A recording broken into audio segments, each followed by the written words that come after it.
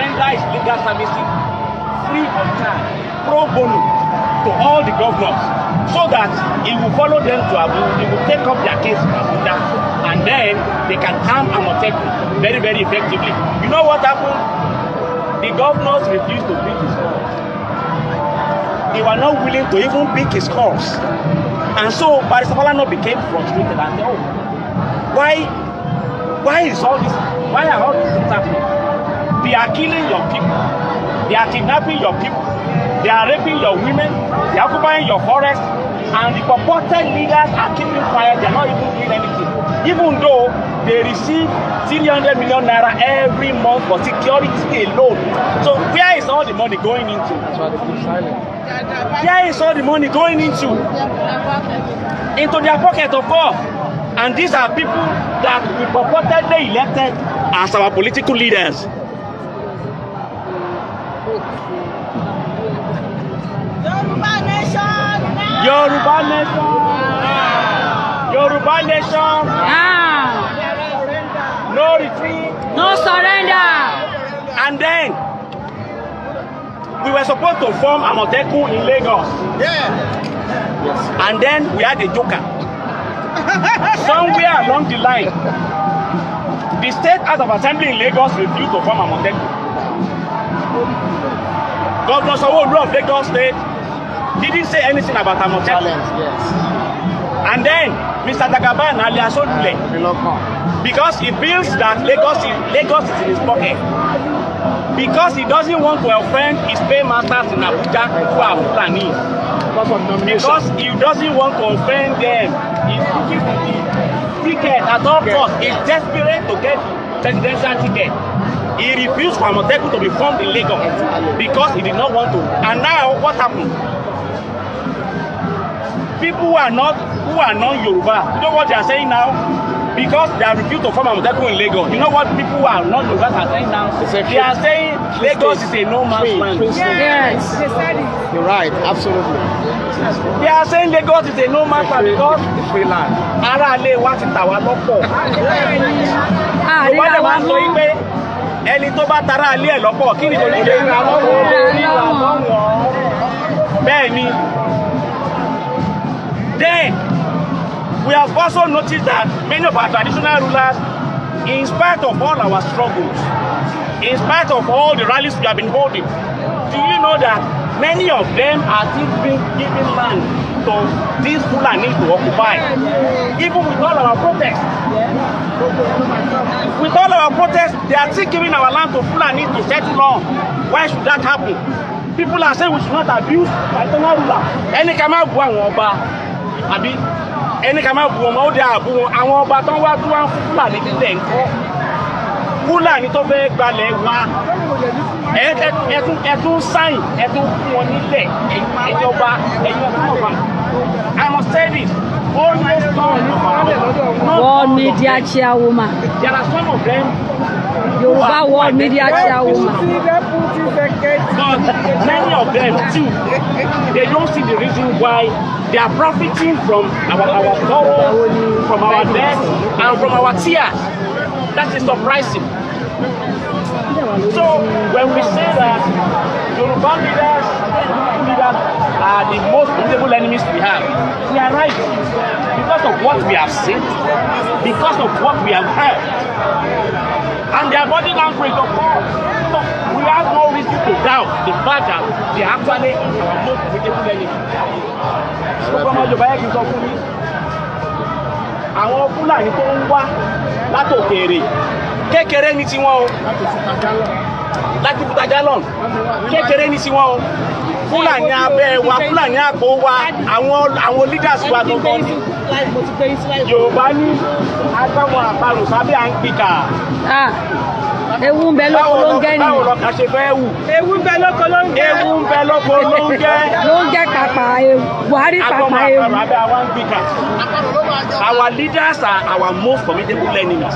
Yes. And we need to start telling them that, hey, if you don't, already we have been pushed to the wall. They should be able to identify with us. If they don't identify with us, we are going to hold them our mama there, Yoruba right from now. because they reject us, our leaders. Yoruba We will expect come, that we are America going to come, New cater York. for us, Yoruba cater Nation for no our going youth. back. I am here with Omomba, my When we say princess. Yoruba leaders, our One love, leaders, one family. then Now here we point. dey. Another thing is that we have seen that a lot of they are using trailers Beautiful woman. Nice into our land. Then go take trailers. And those people that are coming, they are very, very well armed. Presenting on the bill, that's only 30 And the only objective they have is to seize and grab our land. We are not ready to give our land to anybody. And that's and I'm going to repeat for life. we are capable of defending our land. The reason why we are here is to tell the world that, to warn Mr. Buhari and his men that they should quit our forests. Yes. If they don't quit our forests, we are going to deal with them Yoruba way. Yes. If they don't quit, we are going to deal with them in Yoruba way. Yoruba sovereign nation declaration now. Yoruba sovereign nation declaration now. I want to hear that declaration loud and clear. Yoruba sovereign nation. Yoruba sovereign nation. Declaration now. What do we want? Declaration. What do we want? Declaration. What do we want? What do we want? What do we want? Yoruba sovereign nation declaration now. When do we want it? Now, now, now. When do we want it? Now, now, now. When do we want it? Now, now, now. And then, look at what happened in Yewa part of Ogun State. A band of Fulanis, armed Fulani men, they suddenly descended on our people who are sleeping in their homes in the dead of the night, slaughtering our people, killing young children, decapitating men and women. That is in Yewa part of Ogun State. You know what happened? Governor Dapo Abiodun, what did he do? What has he been able to do? He has neither condemned the killings. He has never condemned the event that happened that forced our people to go into exile. That forced Yoruba, original owners of the land, to go and be living in Benin Republic as refugees. Dapo Abiodun did nothing. He cannot do anything now. He can't. If he's not going to do it, why is he a government? Sir, let me say something. Can I say something to that? Yes. Yeah, when we are going to go. Thank you. Dapo will not do anything. You know why Buhari is seeing us as fools? Did you guys know why Buhari is seeing the Yorubas as fools? Because when they went to Abuja to meet Buhari said, if you have insecurity in your land, go and meet your governor. When we go back to meet our governor, did they do anything? No. They will not do anything. Buhari is not guilty of our insecurity in Nigeria. It is our governors, our political leaders.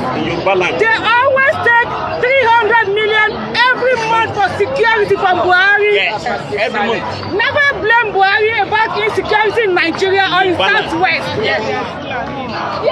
They took 300 million naira from Buhari every month for security.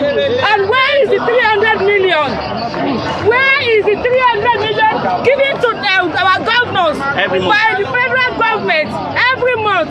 Where is the 300 million? I never blame Buhari for insecurity in Yoruba land. I will never blame Buhari for insecurity in Yoruba land. Buhari has tried, Buhari has done what he's supposed to do as the federal government. I saw what are we saying? So what we are saying now is that Buhari is not our enemy. Our political leaders in Southwest are our enemies. Where is the 300 paid to them every month by the federal government for security? Yes. Yes. God bless you, my sister. They never spend the money. Barrister Falana, SAN, Senior Advocate of Nigeria, he said, and I quote, he said,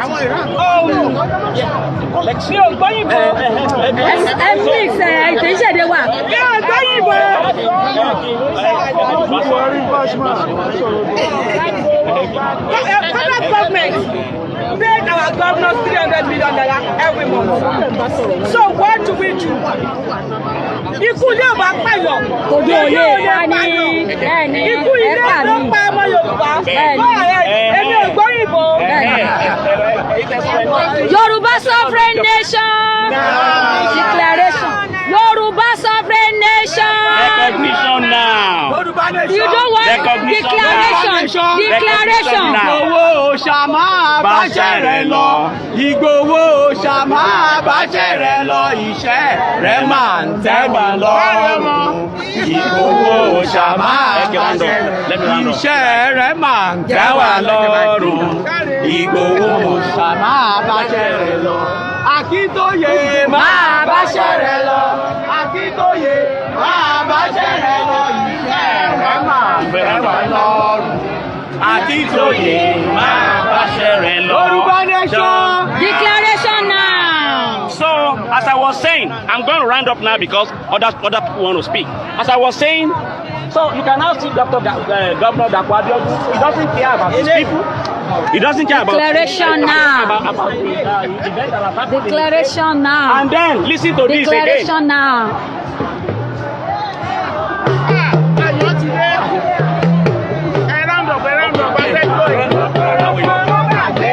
Oya, oya karele, ilé là ń lọ.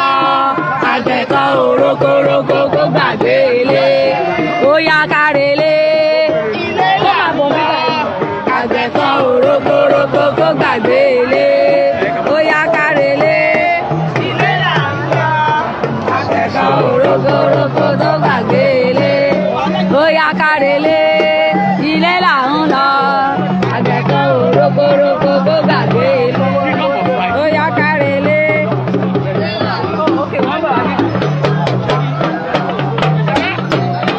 Àgbẹ̀kọ̀ òrókòrókò tó gbàgbé ilé. Oya karele. Bàbá ó yá iṣẹ́ àgbẹ̀ níṣẹ́ ilẹ̀. Iṣẹ́ àgbẹ̀ iṣẹ́ ilẹ̀ wa.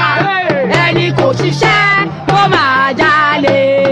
Ìwé kíkọ láìsí ọkọ.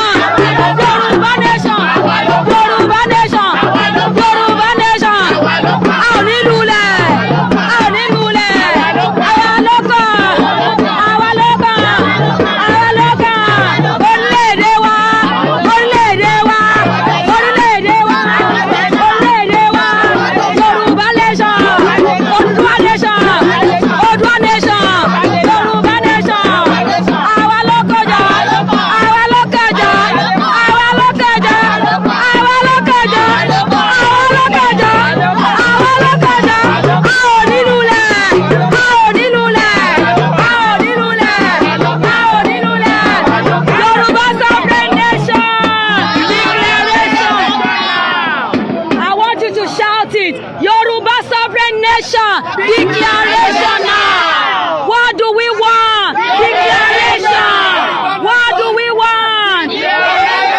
What do we want? Yoruba nation declaration now. Yoruba nation. Yoruba nation. Declaration now.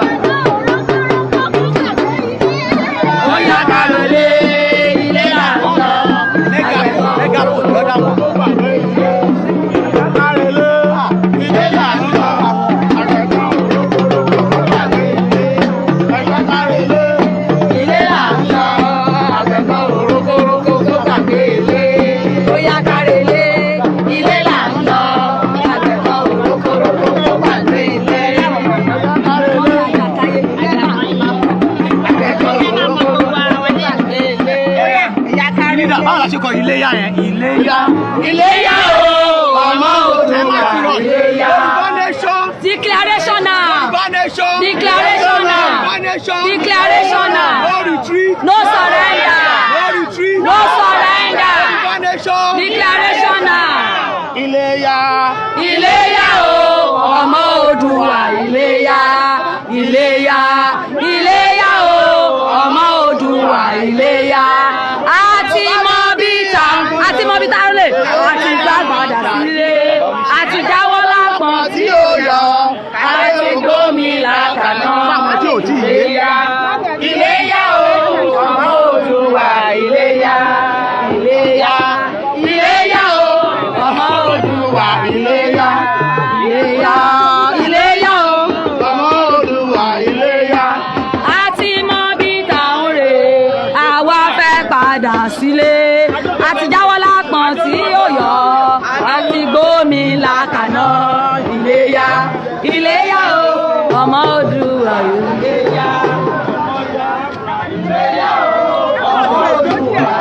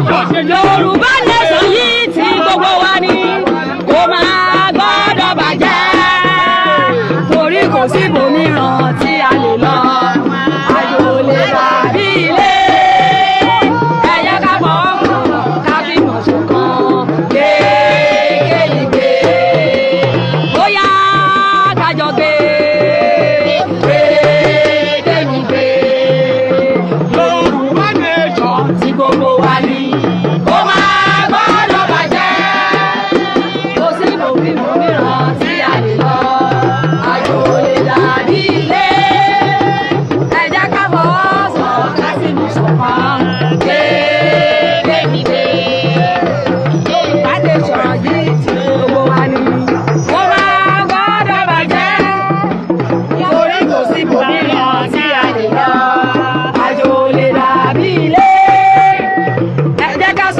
pọ̀ ká fìmọ̀ ṣọ̀kan. Kéde. A ní Yoruba Nation. Yoruba Nation. Yoruba Nation. Yoruba Nation. Àwa ló kàn. Àwa ló kàn. Àwa ló kàn. Àwa ló kàn. Àwa ló kàn. Àwa ló kàn. Àwa ló kàn. Àwa ló kàn. Àwa ló kàn. Àwa ló kàn. Yoruba Nation. Àwa ló kàn. A ò ní lulẹ̀. A ò ní lulẹ̀. A ò ní lulẹ̀. A ò ní lulẹ̀. Èmi ló kàn. Ìrẹ́ ló kàn. Àwa ló kàn. Gbogbo wa ló kàn. Yorùbá ló kàn. Yorùbá ló kàn. Yorùbá ló kàn. Yorùbá ló kàn. Yorùbá ló kàn. Yorùbá ló kàn. Yorùbá ló kàn. Yorùbá ló kàn. Yorùbá ló kàn. Àwa ló kàn. Yorùbá ló kàn. A ò ní lulẹ̀. Àwa ló kàn. Àwa ló kàn. Àwa ló kàn.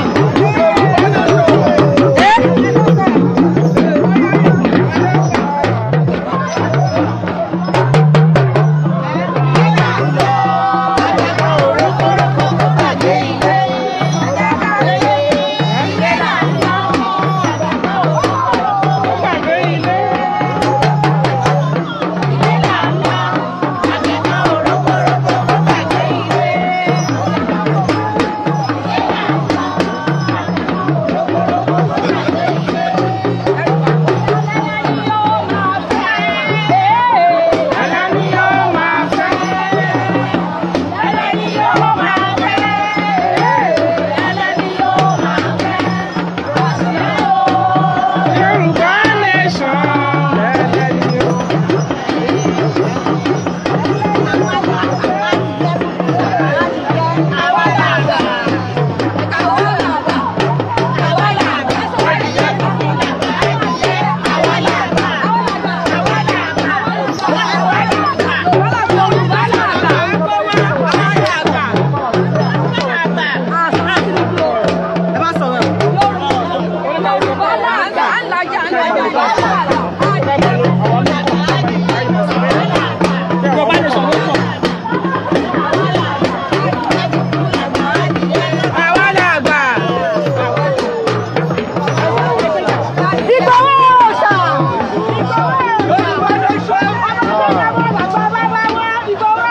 Yoruba Nation.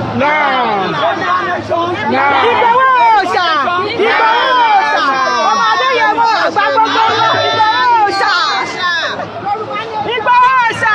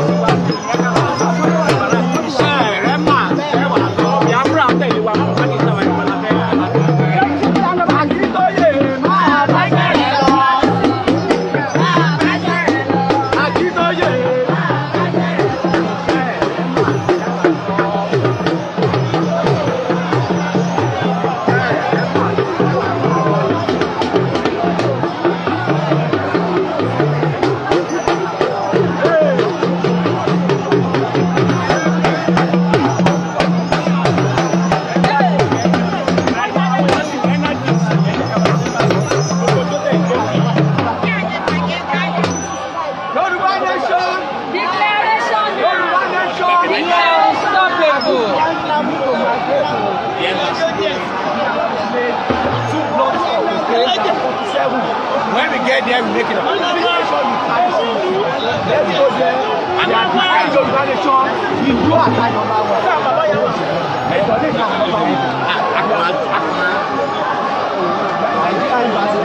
We have a press conference.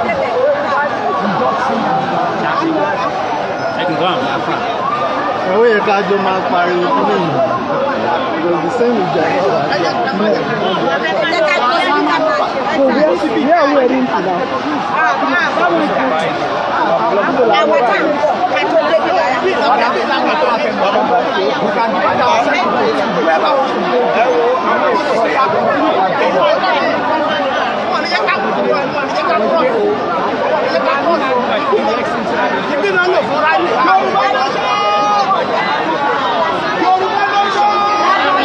Okay, wọ́n ní ká máa ti lọ sí embassy wípé Biden ò tí ì wọlé wọn block Lexington.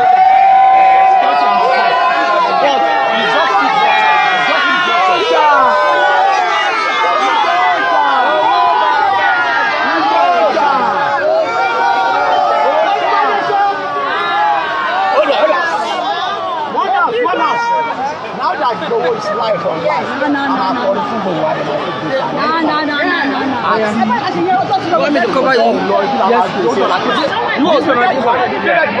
Hold on, like that. Igboho is live because we appreciate it. We appreciate it because we appreciate us and we recognize us.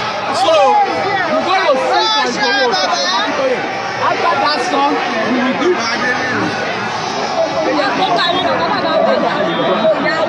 After that, Osha mi Osha, Yoruba mi. Osha. So after them, Osha is here. After them, we will give 3 gosa to all of them together. Another 3 gosa. Osha. And then after the 3 gosa, 7.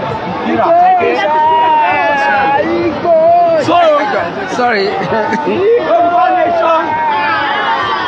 I will use the word of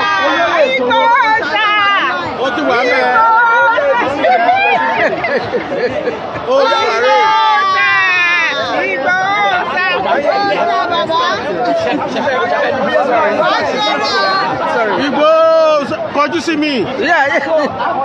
Igbo, yeah. Next year you gonna Igbo. Igbo, we come right here. Long life. Oh yeah, Igbo.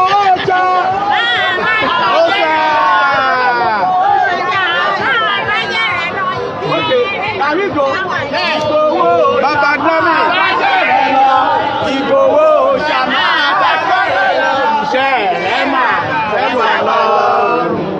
Igboho Shama.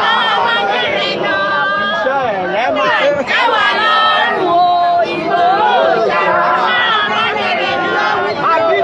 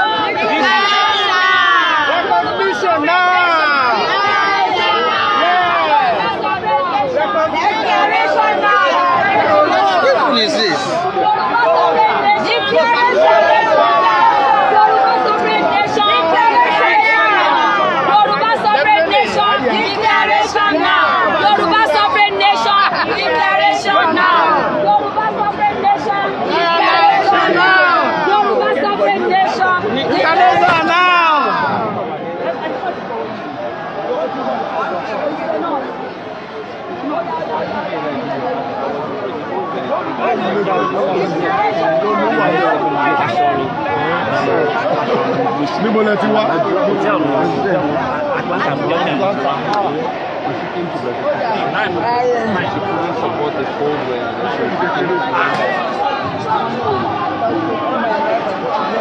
I'm still single because 26 countries I'm living now.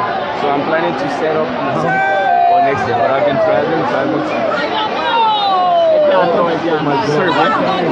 I stay like, oh,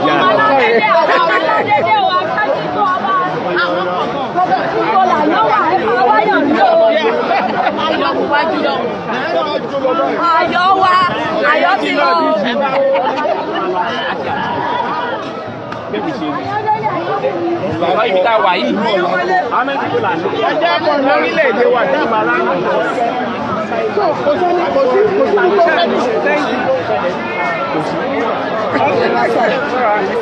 Ẹ ṣeun. How about you? Yes, I love that. All right, thank you. We are here in United Nations. Yeah. Àti tako sí nígbà yìí. Yeah. Torí wípé what we are expecting next is God. Okay. Declaration. Of our sovereign nation. Enough is enough. Enough is enough.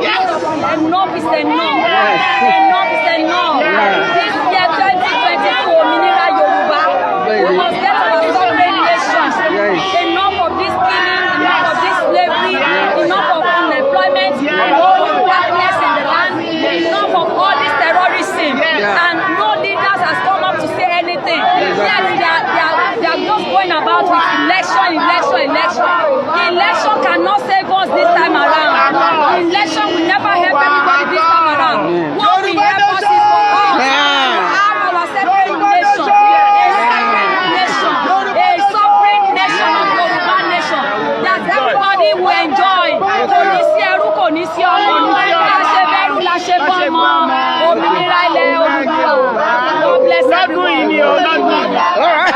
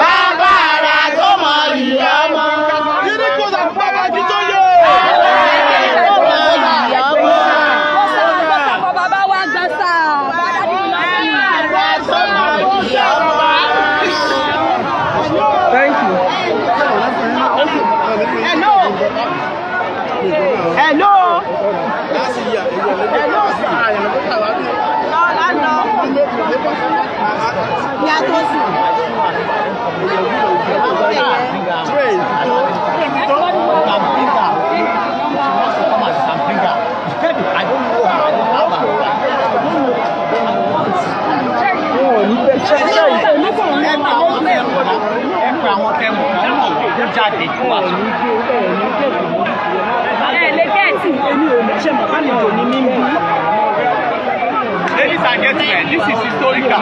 Make sure your video and your picture come out in this Yoruba World Media Live broadcast, okay? This is historical. What we are doing today is historical. Because we are going out. And all of us name will be registered in the history, in the book of history.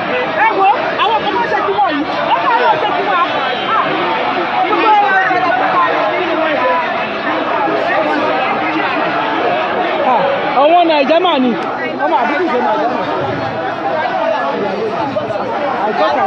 I thought I saw map of Nigeria. Tẹ́lẹ̀ ẹja lọ sí embassy. Going to embassy. We are going to the embassy. Okay. Gbogbo ilé àlọ́jà ń bẹ̀ yẹn o, àlọ́jì pé Ọmọ ọba don't cover me with flag o. Thank you, sir. Okay, no problem. Ọmọ ọba.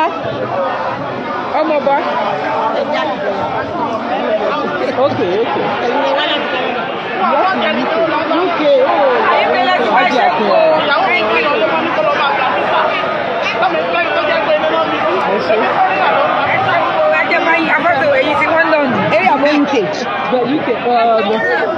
London. London, okay. Ẹ máa bọ̀. Tí wọ́n wọ̀ yọ mi fẹ́ ká lùzọ̀ wọn kí ní lórí. Àwọn onílù wa dá. Mo rò pé ara yín ẹ̀rọ. Ẹ ti ń bọ̀. Ẹ̀wọ̀n fúláàgì kan ní ẹ̀dẹ̀ ọ̀. Àwọn obìnrin ò lè bọ́ sí orí.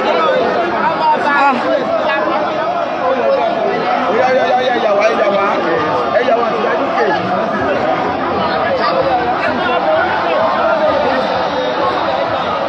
Okay. That's great.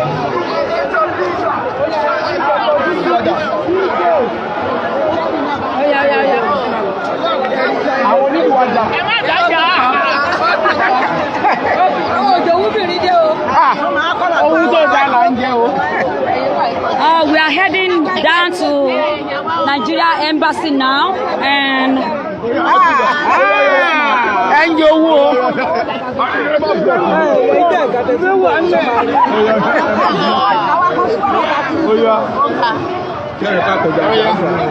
we are heading down to Yoruba Embassy.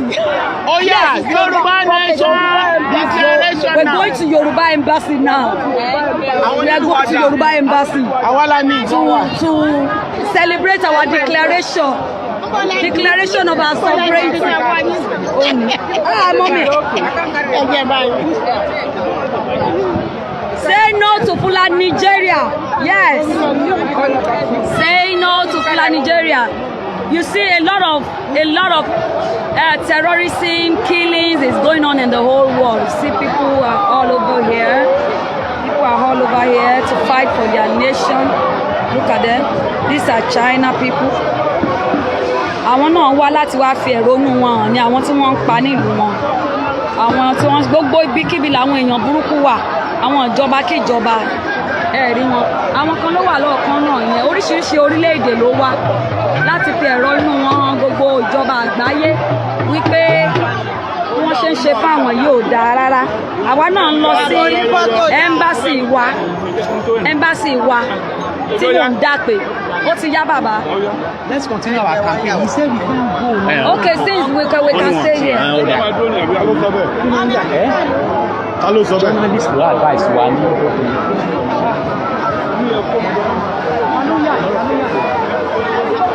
And these are our brothers.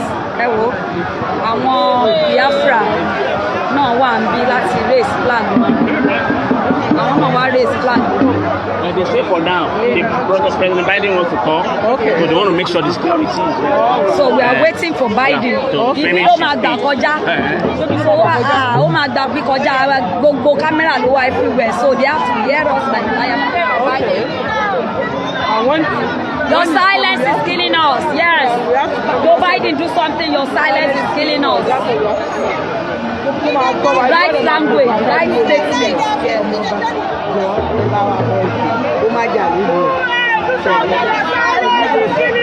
UN, do something. Your silence is killing us. UN, do something. Your silence is killing us. UN, do something. Your silence is killing us. UN, do something. Your silence is killing us. UN, do something. Your silence is killing us. Sorry. UN, do something. Your silence is killing us. Okay. UN, do something. Your silence is killing us.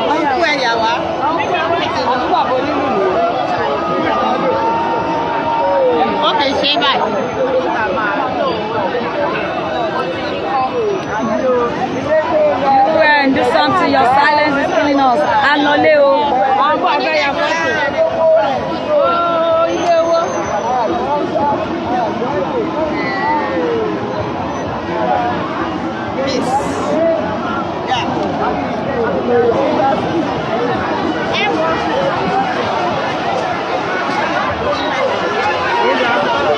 You see, Shetiri, tá bá ní káwọn èèyàn jáde síta kẹ́ ẹ jẹ́ ká ṣe rálì yìí. Ẹ wo àwọn Sierra Leone náà tún ṣẹ̀ ń dé yìí. Àwọn orílẹ̀-èdè Sierra Leone, àwọn náà ń dé yìí. Wọ́n ní concern Sierra Leone. You see? Yeah, we are tired, my sister. We are tired. You see? We are tired of these people. Yes, we are tired of these people. Sierra Leone people. That's Sierra Leone people. You see? Oh, lanson yẹn ẹ jáde síta ẹ wo. Yes, democracy is under attack. Democracy is really under attack. Yes, they are killing us. They should not keep quiet. UN should not keep quiet.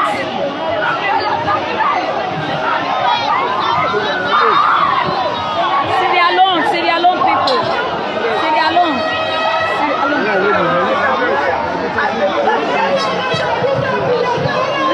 UN, do something. Your silence is killing us. Do something. Your silence is killing us. UN, do something. Your silence is killing us. UN, do something. Your silence is killing us. UN, do something. Your silence is killing us. UN, do something. Your silence is killing us. UN, do something. Your silence is killing us.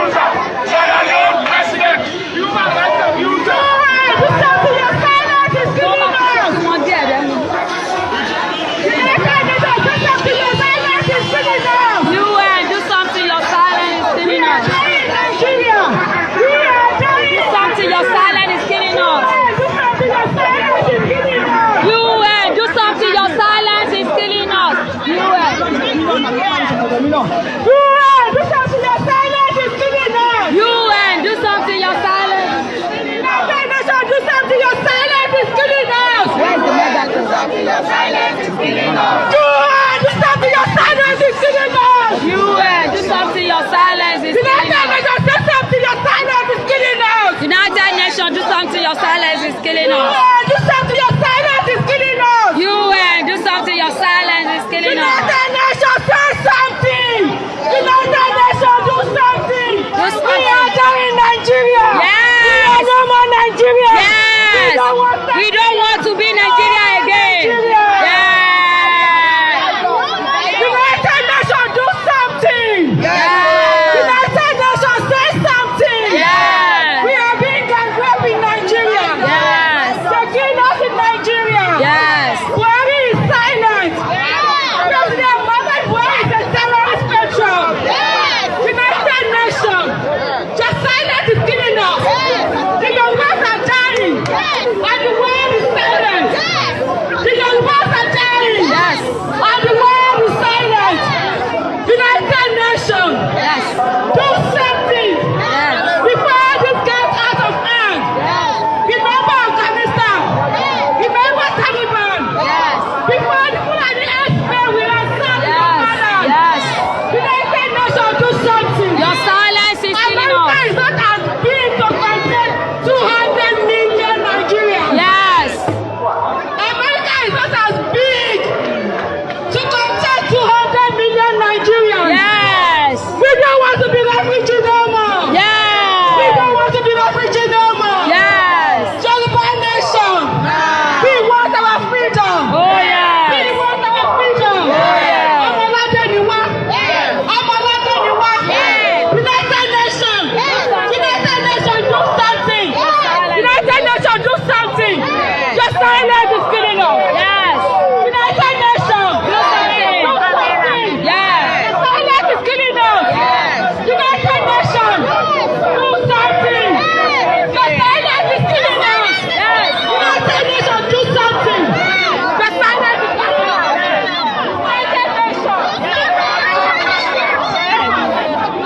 United Nations. Do something. Your silence is killing us.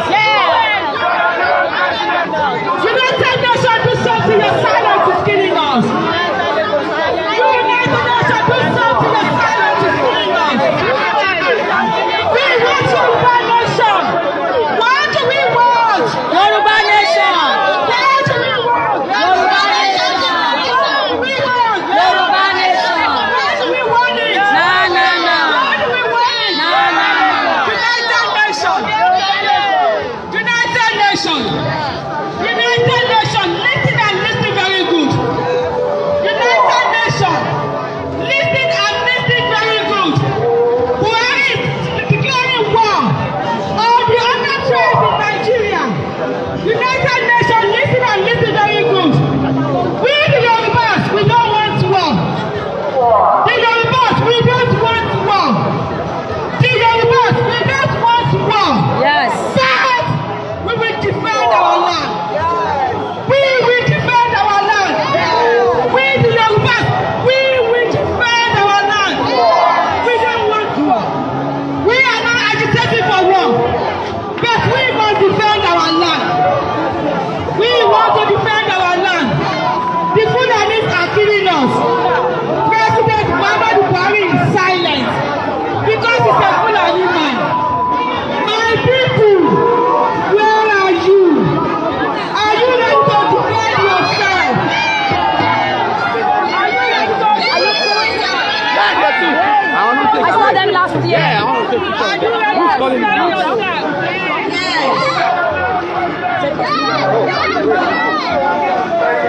United Nations, do something to your silence is killing us. Yeah, do something your silent is killing us. UN, do something your silence is killing us. Yeah, do something your silent is killing us. UN, do something your silence is killing us. UN, do something your silence is killing us.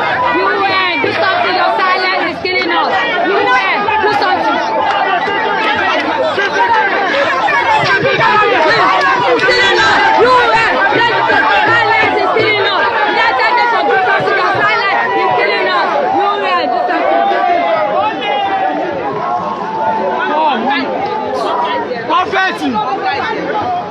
Prophet dáhùn dáhùn ẹ fi wọlé láti. Ẹbí ló gbà ní.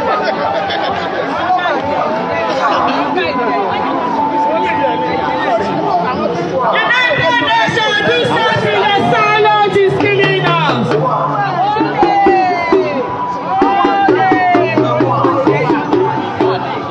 African leaders. So much fẹ́ máa kọ́ òde ẹni African leaders. Òde Nigeria leader. Gbogbo àwọn nation náà kò òde. African leaders. African leaders. Gbogbo wọn bí àti dúró dé wọn. Àmọ́ bóyá ó máa gbà bí ìgbọ́ ibi náà ń gbà láti. Àárín méjì ló máa. Anywhere tó bá gba ojú wa máa ká.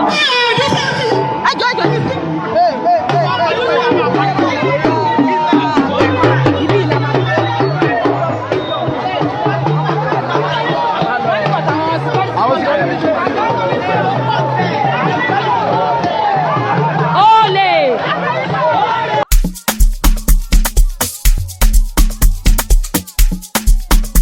It's a boy, top D, Yoruba Nation, now, no going back.